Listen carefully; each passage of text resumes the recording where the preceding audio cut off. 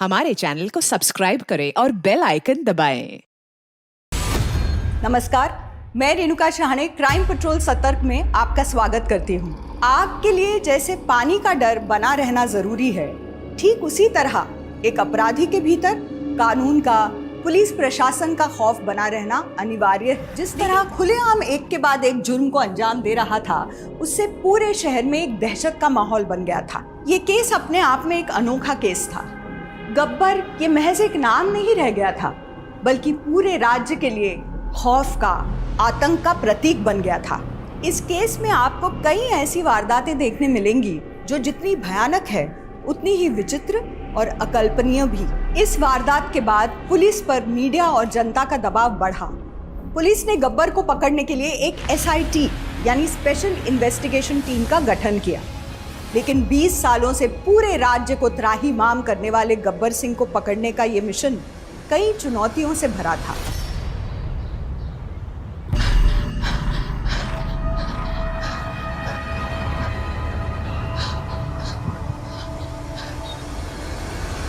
अभी सिर्फ 2 किलोमीटर हुआ है, 4 किलोमीटर और। कम ऑन पापा प्लीज, अब नहीं। पापा नहीं, ट्रेनिंग के टाइम सिर्फ गुरुजी। Come on come on come on. Very good Swati, very good, बहुत बढ़िया बहुत बढ़िया।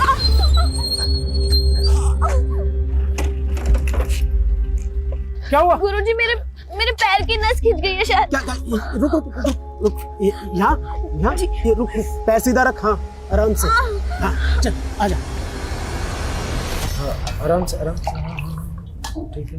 ये ले बेटा, मट्ठा पी ले। ये ले बेटा। हेलो, हाँ भैया। हाँ नहीं, मैं बस आ रही हूँ। गुरुजी, मेरा रिक्शा आ गया, मैं चलती हूँ। ध्यान से, पैर पे ज्यादा वजन मत डालना। अभी तेल की मालिश की है, पट्टी की है। कल अखाड़े आएगी ना तो एक बार तेल की मालिश और कर दूंगा, दर्द चुटकियों में चला जाएगा। ठीक है, चल मैं छोड़ देता हूँ। रिद्धि, स्वाति दीदी को नीचे तक छोड़ो। हाँ रिद्धि बेटा, छोड़ दो। और हाँ, वो ऑटो तक छोड़ना। हाँ, आज इतनी तेज भागी कि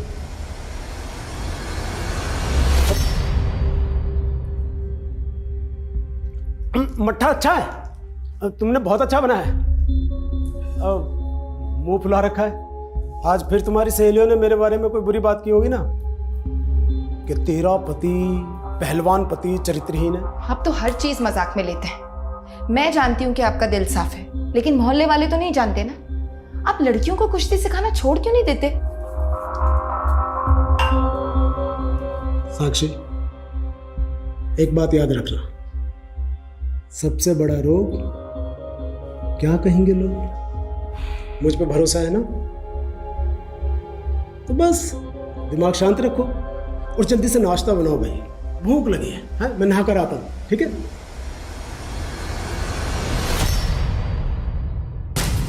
एंटी 99 गब्बर के खिलाफ पहला केस दर्ज हुआ 1999 में, और पिछले 20 सालों में उसके खिलाफ 200 केस दर्ज हुए। शुरुआत छोटी मोटी चोरी चकारी से हुई, लेकिन आजकल वो लोगों को खुलेआम लूट रहा है। लेकिन सर 2014 से पर पिछले 5 साल में 35 मर्डर केस दर्ज हुए, इनमें ज्यादातर पुलिस वाले हैं। सर लोग उसे गब्बर क्यों बुलाते हैं?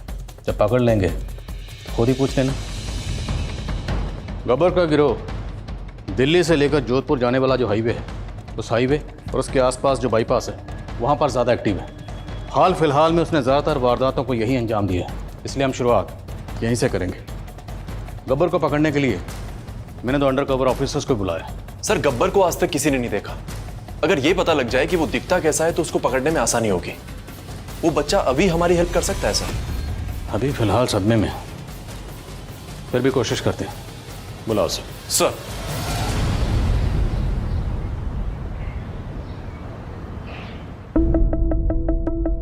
बहुत बढ़िया बहुत बढ़िया, थकना मना है, चलो। बहुत बढ़िया, चल। जसवंत, चेयर लेकर आ। बस बस झुक मत, दर्द होगा। चेयर आ गई। बैठ बैठ बैठ बैठ। बैठ, आराम से आराम से आराम से आराम से आराम से रख। बैठ। दर्द है? बहुत ज्यादा? अच्छा, घबराने की जरूरत नहीं है। मैं अभी तेल लगा दूंगा ना, मालिश कर दूंगा तो सारा दर्द खत्म हो जाएगा। और जब दर्द खत्म हो जाएगा तो मुझे रेस में रहेगी ना। आराम से आराम से आराम से आराम से पैर नीचे रख। चलो खड़ी हो। चलो भाई, सब अपनी प्रैक्टिस जारी रखो। चलो चलो, आराम से आराम से आराम से। चलो चलो चलो चलो चलो चलो। हाँ, नाश्ता आ गया भाई। चलो बैठो बैठो बैठो, नाश्ता करो।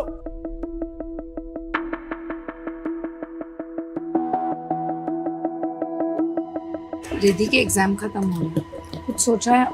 पैर बचा के। खाना खा लीजिए ना। खा रहा हूँ ना। पुलिस? अरेस्ट? मुझे? किस लिए? आपके ऊपर मर्डर का इल्जाम है चेतन कुमार। मुझ पर?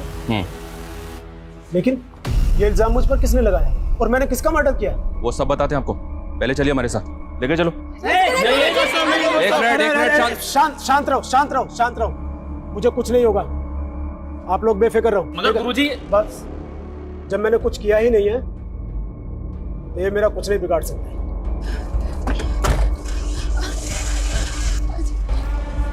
ऐसे कैसे ले जा सकते हैं आप? ऐसे नहीं ले जा सकते आप इन्हें। देखिए, आपके कहने पर मैं आ तो गया हूँ, लेकिन आप ज़्यादा दिनों तक मुझे यहाँ रख नहीं पाएंगे, क्योंकि ये खबर अब तक पूरे इलाके में आपकी तरफ फैल चुकी होगी।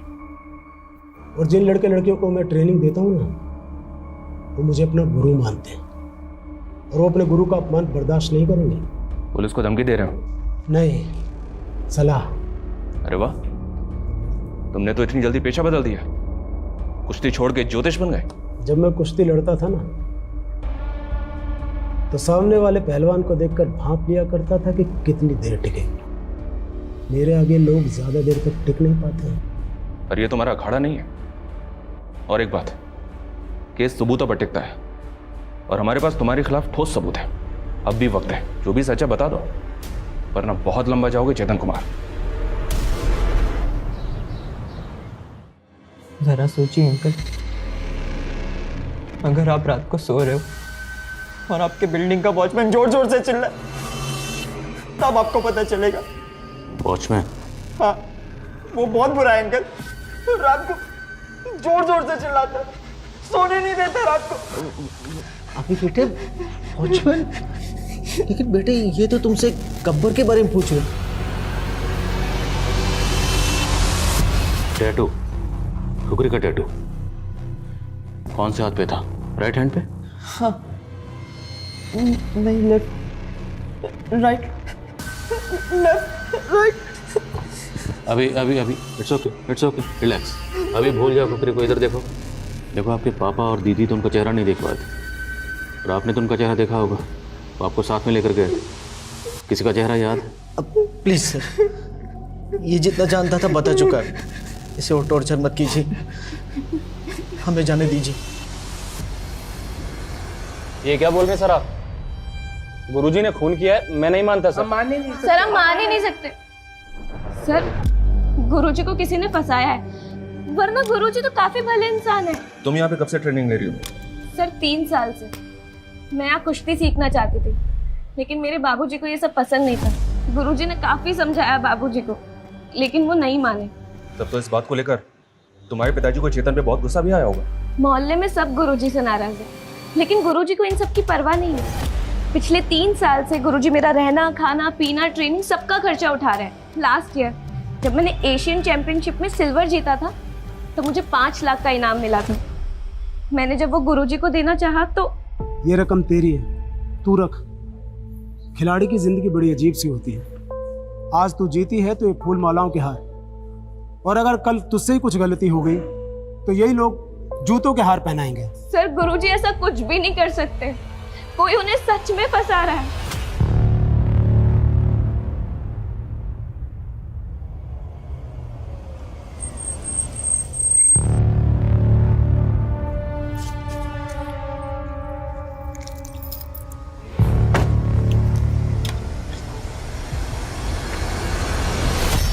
धीरज, happy second anniversary my love. तुम कब आए? तुम तो कह रहे थे कि तुम कल आने वाले हो। कल वो एक्चुअली मैंने तुमसे झूठ बोला था ताकि मैं तुम्हें सरप्राइज दे सकूं। और क्या है मेरा सरप्राइज? तुम्हारा सरप्राइज गिफ्ट फिलहाल ऊपर है, तुम जरा चलकर देखो, मैं ये देख लेता हूँ। कौन है? हाँ जी जी, वो मैडम अपना फ़ोन कार में भूल गई थी। थैंक यू सो मच भाई, बड़े ईमानदार हो यार तुम तो। एक काम करो, ये कुछ पैसे रख लो। नहीं सर, इसकी कोई ज़रूरत नहीं। अरे रख लो। नहीं मैडम, आपका फ़ोन दे दिया मैंने। Thank you so much. ये रखो तुम्हारा फ़ोन।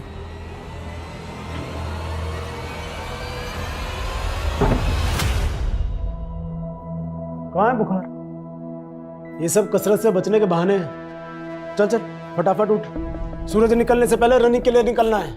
नहीं पापा, कसम से बहुत कमजोरी लग रही है। देखो तुम बहाने मत मेरी तो कोई बात मानते नहीं आप, कम से कम बेटी की तो मान लीजिए। ये क्यों झूठ बोलेगी? ठीक है भाई, आज कर लो आराम। अरे भाई दे तो दी परमिशन, अब आपने क्यों मुंह फुला रखा है? बनिए मत, मुझे पता चल चुका है आपने क्या किया है। क्या?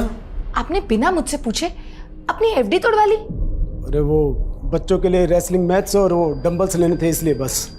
ये रेसलिंग अखाड़ा बस यही चलता रहता है आपके दिमाग में। घर का खर्चा कैसे चलेगा, रिद्धि की शादी कैसी होगी, सबके बारे में नहीं सोचते आप। अरे वो एफडी हमने रिद्धि की शादी के लिए करवाई थी।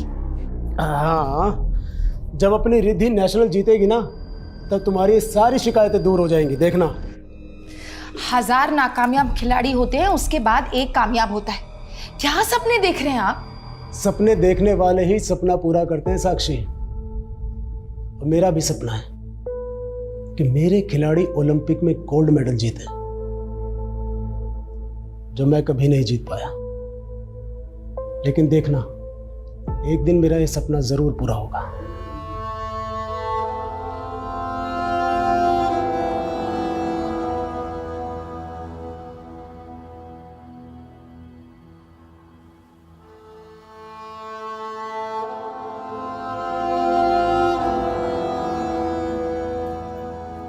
रिद्धि तो अभी तक दौड़ने नहीं गई? वो माँ, पापा नहीं थे तो मैंने सोचा। यही सीखा है तूने अपने पिता से? अच्छी खिलाड़ी बनना है ना तुझे? हाँ माँ, बनना है। मैं चाहती हूँ जब वो वापस आए तो उन्हें ऐसा लगे कि उनकी गैर हाजिरी में तू एक पल के लिए भी उनके सपने को नहीं भूली है। समझ रही है ना तू? तो चल तैयार हो जा, जूते पहन, दौड़ लगाने जा। चल, शाबाश।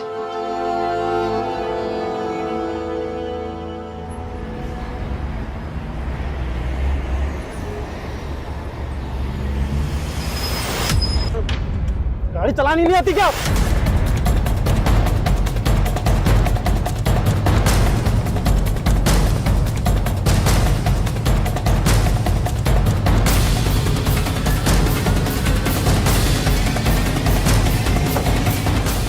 जैन सर।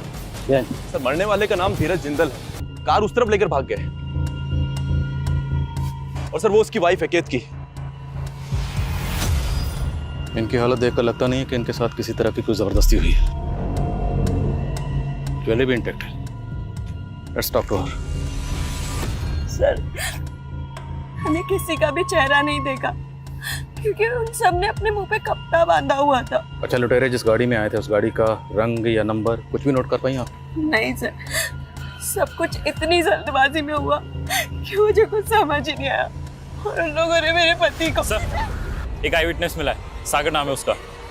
कॉल है सर। सर, सब कुछ इतना फटाफट हुआ कि कुछ पता ही नहीं चला। गाड़ी का नंबर नोट कर पाए हो? सर, मैं जल्दबाजी में गाड़ी के नंबर पर तो ध्यान नहीं गया मेरा। कितने लोग थे? सर, लगभग 3-4 लोग थे। किसी का चेहरा देख पाया?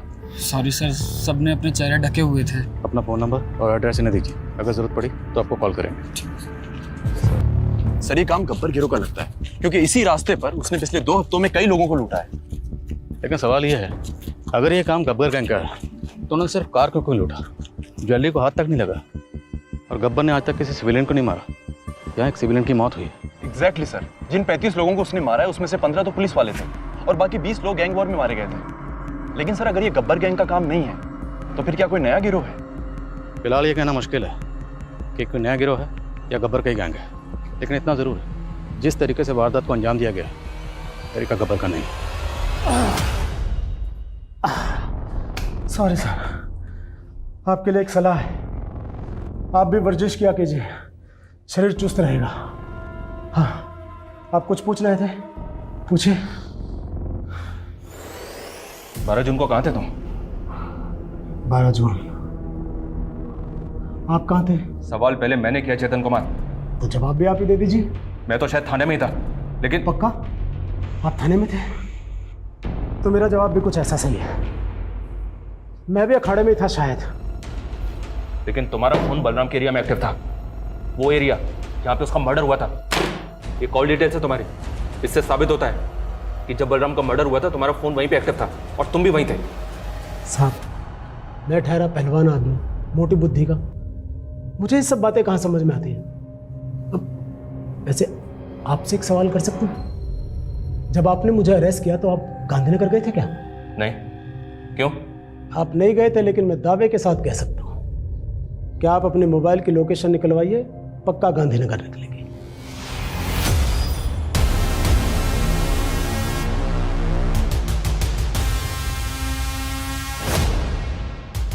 Meet ASI Ajit Kumar, ASI Gayatri Saini.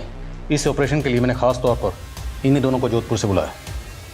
मैं चाहता था कि हमारी टीम में कुछ ऐसे लोग शामिल हों जिनके बारे में यहाँ के लोगों को पता ना हो कि पुलिस वाले हैं। इन दोनों को अंडर कवर कॉप का अच्छा खासा तजर्बा है। वो जोधपुर का वाड़िया गैंग इन्हीं दोनों ने पकड़ा था। तुम दोनों ने केस को अच्छी तरह से पढ़ लिया? Yes sir. Yes sir. Ajit sir, पहले आप। सर मत बोल, इस वक्त हम पति पत्नी की एक्टिंग कर रहे हैं, भूल गई क्या? भूल गई सर, सॉरी। अजीत सर कहने की आदत है ना।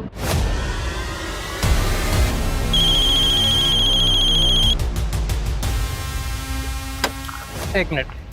हेलो, चलो मैं करता हूँ बाद में बात। राम राम साहब। लेकिन वर्मा ऐसा कैसे हो सकता है? सर मैंने मालूम किया, चेतन की एकेडमी 2 मोबाइल टावर्स के बीच में है। अगर पहले टावर के सिग्नल्स पकड़ता है फ़ोन तो लोकेशन प्रहलादपुर बताता है, और अगर दूसरे टावर के सिग्नल पकड़ता है तो फ़ोन की लोकेशन गांधीनगर बताता है। इसमें दोनों बातें हो सकती हैं। चेतन को ये बात पता थी, शायद इसीलिए उसने इस बात का फायदा उठाया, या फिर उस दिन चेतन बलराम के घर गया ही नहीं था। सर मैंने मोहल्ले के कई लोगों से कंफर्म किया, उनका कहना है कि जिस रात बलराम का मर्डर हुआ उन्होंने उस दिन बलराम को चेतन की एकेडमी जाते हुए देखा था। तो गब्बर के आदमियों ने तुम दोनों को घेर लिया और तुम्हारी गाड़ी छीनकर भाग गए। तुम्हें कुछ अंदाजा है ये हमारे डिपार्टमेंट के लिए कितनी एम्बैरेसिंग सिचुएशन है? हुआ कैसे ये? मुझे इस इंसिडेंट की एक एक डिटेल चाहिए। सर वो गाड़ी रेवाड़ी की तरफ लेकर निकल गई सर। लेकिन रेवाड़ी की तरफ जाने वाले जितने भी रास्तों पर टोल नाके हैं, किसी भी टोल नाके के सीसीटीवी में वो गाड़ी गुजरते हुए नजर नहीं आई। तुम लोगों ने किसी से लिफ्ट ली और उसके बाद यहाँ आ गए, और अब यहाँ आके पूरा किस्सा बयान कर रहे हो। वहाँ किसी से फ़ोन मांग कर बैकअप के लिए कॉल तो कर सकते थे, इतनी भी कॉमन सेंस नहीं है? उस वक्त हम ह्यूमिलेटेड फील कर रहे थे सर। बड़ा अजीब है, गायत्री और अजीत एक साथ एक ही जगह पे मौजूद थे जब गब्बर के आदमियों ने इन दोनों से गाड़ी छीनी। इस छीना झपटी में सिर्फ गायत्री को चोट आई और अजीत को खरोंच तक नहीं लगी। सर अजीत और गायत्री के स्टेटमेंट्स एक दूसरे से बिल्कुल अलग हैं। दोनों के बयान देख के ये लग ही नहीं रहा कि दोनों एक केस की बात कर रहे हैं। That's the whole point. एक ही वारदात के 2 अलग अलग वर्जन कैसे हो सकते हैं? जाहिर है दोनों में से कोई एक तो झूठ बोल रहा है। सर आई थिंक हमें उन दोनों को टाइम देना चाहिए। कुछ टाइम बाद में फिर से उनका बयान लेंगे, देखते हैं किसकी कहानी कितनी बदलती है। इस केस में टाइम ही तो नहीं। सर हाँ सर, धीरज और केतकी के बारे में एक बात पता चली है।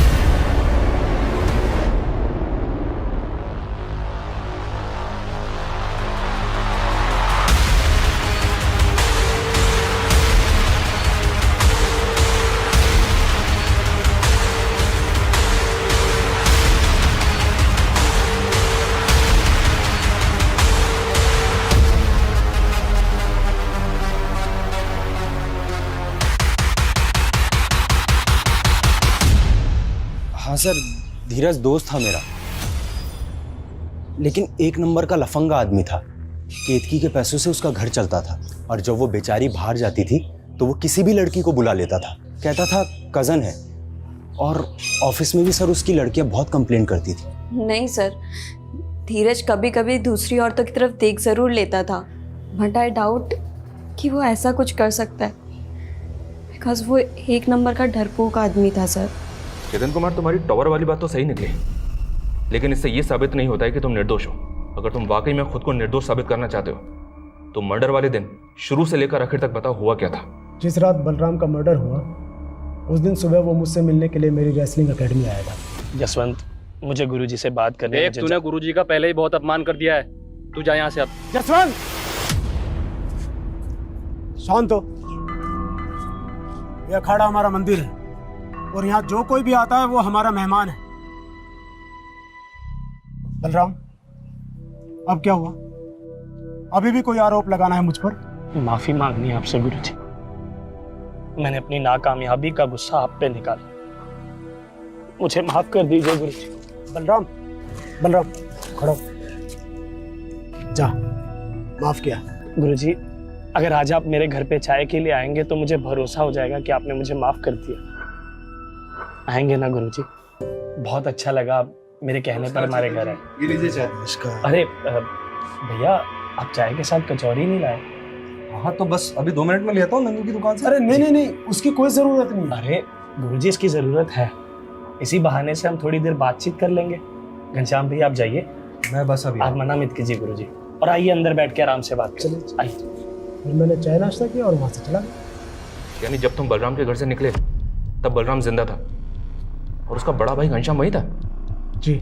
ये बात आपने मैं पहले क्यों नहीं बताई? क्योंकि आपने पूछी नहीं।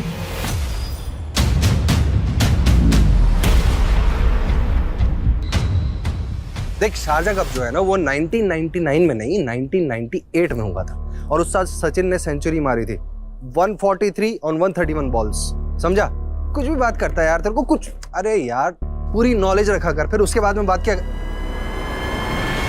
थोड़ी देर में बात करता हूँ। जी सर। अच्छा एक बात बता, बलराम के मर्डर वाले दिन जब चेतन तेरे घर से गया था तब तेरा भाई बलराम जिंदा था? हाँ सर, जिंदा था। तो ये बात तूने मैं पहले क्यों नहीं बताई? जब इस सिलसिले में हमने तुझसे बातचीत की थी ये तो पता ही होगा ना कि हम इतने दिनों से बलराम के गुरु चेतन को इंटरोगेट कर रहे हैं। सर मुझे इस बारे में बिल्कुल कुछ भी नहीं पता है सर। तो जो भी पता है वो बता, और पूरा बता। सर मेरा भाई अब इस दुनिया में नहीं है और मुझे उसके बारे में बिल्कुल गलत नहीं बोलना चाहिए, लेकिन हकीकत यह है सर कि भले ही वो पहलवान था लेकिन अंदर से वो बिल्कुल खोखला था। हमेशा अपनी गलतियों का दोष दूसरों के सर पर मरता था सर। खेल सिखाने का नाटक बंद कर। क्या है ये? क्या है ये? क्या है ये? क्या बदतमीजी है बलराम? सब लोग सुनो, इधर आओ। अपने गुरुजी की असलियत, कैसे ये खिलाड़ियों के साथ खेल के नाम पे खिलवाड़ करते हैं। इन्होंने मुझसे कहा था कि ये मेरा स्टेट चैंपियनशिप में सिलेक्शन करवाएंगे अगर मैं इन्हें 2 लाख रुपए दूं तो, और मैं इन्हें पैसे नहीं दे पाया तो देखो मेरी जगह इन्होंने गुरिंदर का नाम आगे कर दिया। बस बंद कर। मैं सिर्फ कुश्ती सिखाता हूं, सिलेक्शन में मेरा कोई दखल नहीं, समझा? झूठ बोल रहा है ये। और जब इसके भ्रष्ट होने की शिकायत मैंने एसोसिएशन में की तो इसने मुझे ही झूठे डोपिंग टेस्ट में फंसा दिया और सस्पेंड करवा दिया।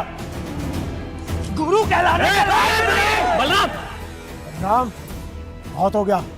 अगर मेरा दिमाग खराब हो गया ना तो तुझ पे बहुत भारी पड़ेगा। हिम्मत है तो आओ, कर लेते हैं।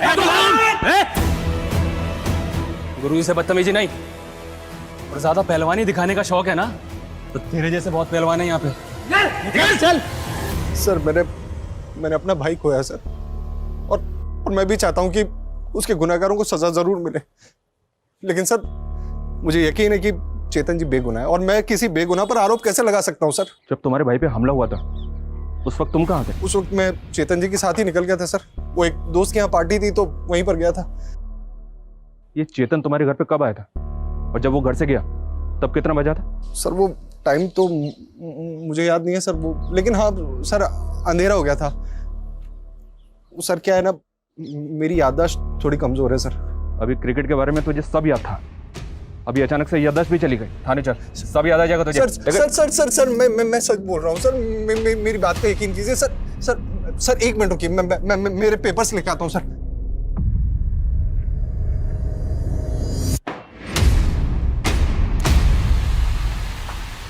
ये देखिए सर, ये न्यूरोसर्जन ने दवाइयाँ लिखी सर मेरे लिए। अजीत की जिंदगी का जिस तरह अंत हुआ वो वाकई दुखद था, लेकिन वो क्या वजह थी जिसने अजीत को इतना बड़ा कदम उठाने के लिए मजबूर किया, ये राज अब भी बना हुआ था। कई ऐसे राज थे जिनसे पर्दा उठना अभी बाकी था। मेरी वजह से अजीत सर ने खुदकुशी की। उस दिन क्या हुआ था गायत्री, बोलो।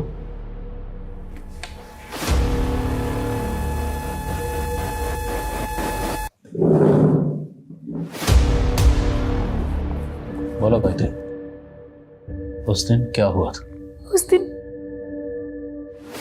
दिन मेरा रेप हुआ था सर। मेरी शादी होने वाली है सर, और इसीलिए अजीत सर ने सोचा कि अगर ये बात सबके सामने आ गई तो मेरी शादी टूट जाएगी।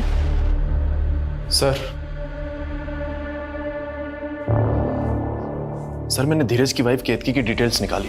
वो जो ड्राइवर आई विटनेस बन के हमारे सामने आया था, सागर। जी सर, सागर। दरअसल वो केतकी का बॉयफ्रेंड है।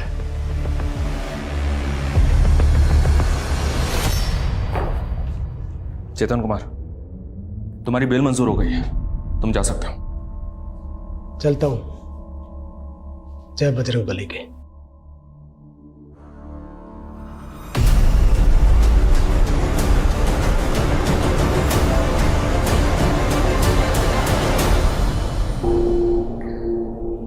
सागर? कौन सागर सर? वही सागर जिसके इश्क में डुबकियां लगा रही थी, तुम्हारा बॉयफ्रेंड।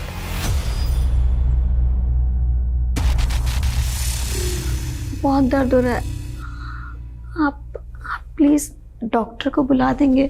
अब तुम्हारा इलाज डॉक्टर ने, तुम्हारा इलाज हम करेंगे। पूजा, लेके आओ मैडम को। सर मेरा पति एक ठग था। वो पॉन्जी स्कीम चलाता था, खुद तो चला गया, लेकिन जिन लोगों ने इन्वेस्ट किए थे वो सब मेरे पीछे पड़ गए थे। इसलिए हॉस्पिटल में एडमिट होने का झूठा नाटक किया। तो मैं बेचारी क्या करती सर, मैं अकेली बेसहारा औरत, सब सारे पैसे मांग रहे थे सर मुझसे। अरे पूजा, मैडम को अच्छे से रुलाओ, मदद करो। नहीं सर, मैं ठीक हूँ। तो ठीक से जवाब दो। जिस दिन वहाँ तुम्हारा बॉयफ्रेंड सागर भी मौजूद था, क्यों? वो तुम दोनों को फॉलो कर रहा था ना? सागर ने भी धीरज की इस स्कीम में पैसे इन्वेस्ट किए थे। उसे बस अपने पैसे चाहिए थे, इसलिए वो हमें फॉलो कर रहा था। तुम्हारे और तुम्हारे बॉयफ्रेंड सागर, इन दोनों के बीच में कबाब में हड्डी था तुम्हारा शौहर धीरज, जिसे तुम दोनों ने बाहर फेंक दी। नहीं सर, ऐसा कुछ भी नहीं है। मैंने धीरज को नहीं मारा, और सागर से अफेयर भी मैंने धीरज से परेशान होकर के ही किया था। अरे सर, 1 मिनट। सर पिछले 18 सालों में गब्बर के खिलाफ हुए सारे केसेस इस फाइल में हैं, और सर उसी पैटर्न के दूसरे केसेस और सारे विक्टिम्स के स्टेटमेंट्स इन दोनों फाइल्स में हैं। सर क्राइम की मॉडस ऑपरेंडी चेक करते हुए मैंने रियलाइज किया कि एक स्पेसिफिक पैटर्न बन रहा है। पूरी टीम को बुला और केतकी को वार्निंग देकर छोड़ दो, और उसे कहो शहर छोड़ के कहीं ना जाए। सर पिछले 18 सालों में 200 से 300 केसेस रजिस्टर्ड हुए हैं, और इन सारे केसेस की मॉडस ऑपरेंडी गब्बर की मॉडस ऑपरेंडी से मैच होती है। और मैं I come in sir? Yes Gayatri, you can also join. Thank you sir. Welcome. और इन सभी केसेस में एक चीज कॉमन है, जहां जहां ये लूट हुई है वहां पे एक आदमी नजर आता है। वो आदमी कभी होता है, कभी अंदर होता है, और इनके साथ एक 13-14 साल की बच्ची भी नजर आती है। और आखिरी 2 केसेस में जो आदमी नजर आया था उसकी उम्र काफी थी, एक उम्रदराज आदमी था तकरीबन। ये लूट में इन्वॉल्व नहीं होते? ये गिरोह दिल्ली जोधपुर का जो हाईवे है, इस 400 किलोमीटर के एरिया में एक्टिव है। उस हाईवे के आसपास के 20-21 शहरों के लोगों को ये अपना टारगेट बनाते हैं। आज तक जितनी भी वारदातें हुई हैं वहां की लोकल पुलिस ने कुछ स्केचेस भी बनवाए विक्टिम की हेल्प से, लेकिन अभी तक कोई भी पकड़ा नहीं जा सका। उसकी वजह यह है कि गिरोह जो है हाईवे के आसपास किसी भी गांव या शहर में नहीं रहते, ये जंगलों में रहते हैं। जंगलों से आते हैं, लूटपाट मचाते हैं, वारदात को अंजाम देते हैं और वापस जंगल में चले जाते हैं। लेकिन सर वो बूढ़ा आदमी, वो काफी कमजोर है, वो जंगलों में नहीं रहता होगा। राइट, वो बूढ़ा आदमी इस केस की कमजोर कड़ी है। ये बूढ़ा आदमी है, हमें इसी को टारगेट करना है, ढूंढना है इसे। लेकिन सर ये तो बहरूपिया है, वेश बदल कर घूमता है, उसको पकड़ेंगे कैसे? एक तरीका है, इस हाईवे के आसपास जितने भी हॉटस्पॉट जितने भी ऐसे एरिए हैं जहाँ पे अगली वारदात होने के चांसेस हैं, वहाँ पे 2-2 लोगों की टीम बनाओ, खबरियों को एक्टिव करो और सारे हॉटस्पॉट पर 24 घंटे नजर रखो। एक और बात सर, अभी ने कहा था कि गब्बर की गैंग के किसी एक आदमी के हाथ में उसने टैटू का निशान देखा। Right, tattoo. वो टैटू कुछ इस तरह का है। इस टैटू को गौर से देखो, ये कोई ट्रेडिशनल टैटू लगता है। जंगल और पहाड़ के आसपास जितने भी इस तरह के टैटू बनाने वाले हैं, सबसे पूछताछ करो, हो सकता है इस गिरोह के कोई क्लू मिले। So you guys are ready? Sir.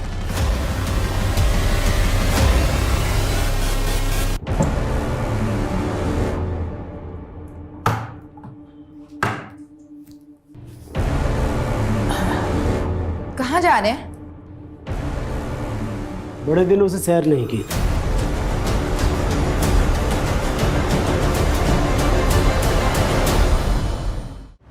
Police team highway से जुड़े उन सभी इलाकों में अपनी नजर बनाए हुए थी जहां लूट को अंजाम दिया गया था और आखिरकार 15 दिनों के बाद उनको एक सफलता हाथ लगी।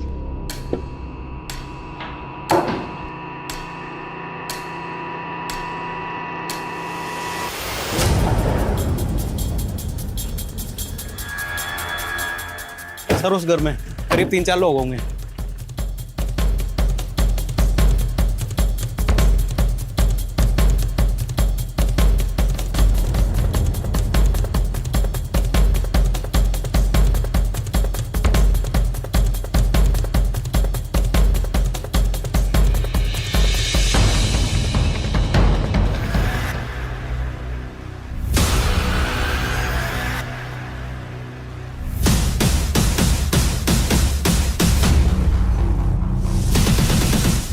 बाहर पुलिस है, अलर्ट हो जाइए। फिक्र मत कर, इतनी आसानी से तुझे मारने नहीं देंगे।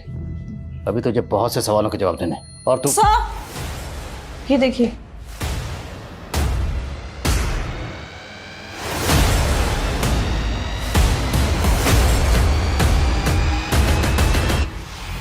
लेकिन एक ऐसी घटना घटी जिसने इस केस की दिशा ही बदल दी। सर हमने बलराम के भाई को बोला था कि हर हफ्ते थाने में आकर हाजिरी लगाए, लेकिन पिछले 2 हफ्ते से वो आया ही नहीं। मैंने घर जाकर मालूम किया तो पता चला कि घर पर ताला लगा हुआ, लगता है फरार हो गया। वर्मा, इस केस को हमें अलग अलग एंगल से देखना होगा। एक काम करो, सबसे पहले ये पता करो कि बलराम और चेतन के बीच में रिश्ते कैसे थे, और इस घनश्याम का भी तुरंत पता करो। बच के जाना नहीं चाहिए वो। सर सरकारी गवाह बन जाओ, मैं कोशिश करूंगा कि तुम्हारी सजा कम हो, और ये भी कोशिश करूंगा कि गब्बर के ऊपर जो इनाम था वो भी तुम्हें मिले। वैसे बच्ची है कौन? वो गब्बर की बेटी है। उसकी माँ मर चुकी है और वो घर में मरने वाला गब्बर नहीं, बंसी था। तुम्हारा गब्बर से क्या रिश्ता है? मैं सुमित का नाना हूँ, जिसे आप गब्बर के नाम से जानते हैं। सुमित का बाप लुटेरा था, कालिया डाकू।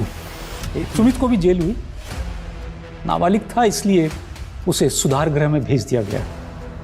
फिर सुधार गृह से वो भाग करके बाहर निकला और उन 5 गांव वालों को मार गिराया। वहां से वो गब्बर बन गया।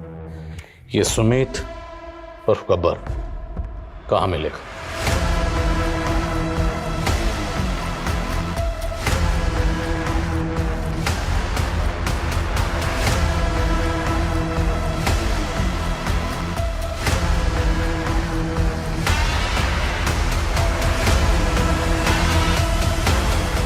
वो ऐसा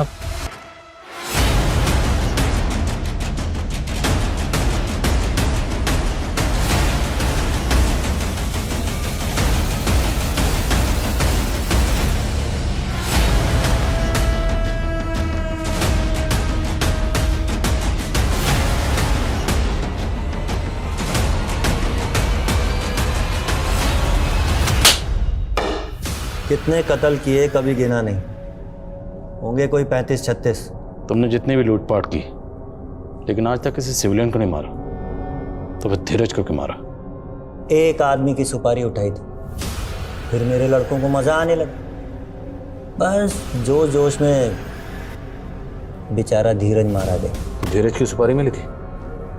नहीं। तो किसकी सुपारी मिली थी? जयपुर के एक बंदे को मारने की सुपारी ली थी गब्बर ने। 11 जून को उसको मारा था। कौन था वो आदमी? किसकी सुपारी ली थी? वो मुझे नहीं मालूम, फोन तो गब्बर को आया था। सर, गब्बर के फोन में एक नंबर मिला है, पहलवान नाम से सेव्ड है। 9 जून को कॉल किया गया था इस पे। किसकी सुपारी दी गई थी? कुछ पता चला? कोई तस्वीर वगैरह भेजी होगी? सर, फोटो तो नहीं मिली, हो सकता है गब्बर ने डिलीट कर दी हो। पता करो ये पहलवान है कौन। Sir,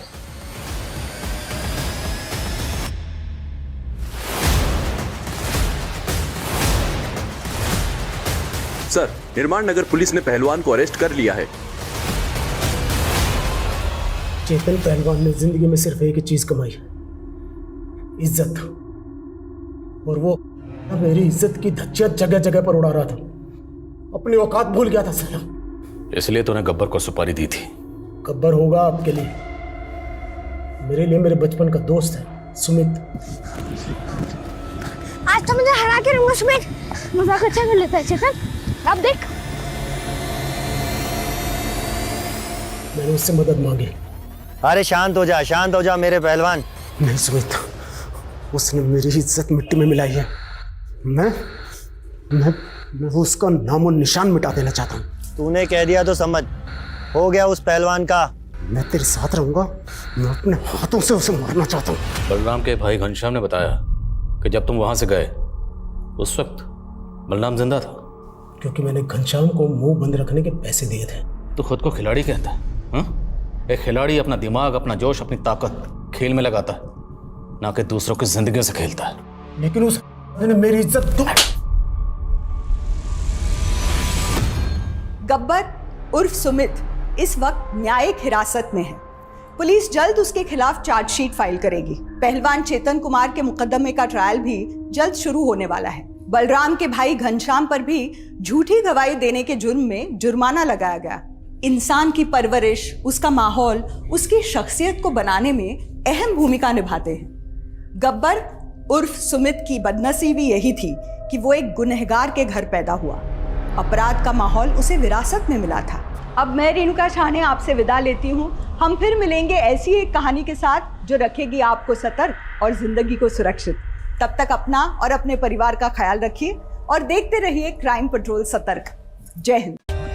For more updates, subscribe to our channel, click the show links and enjoy watching the videos.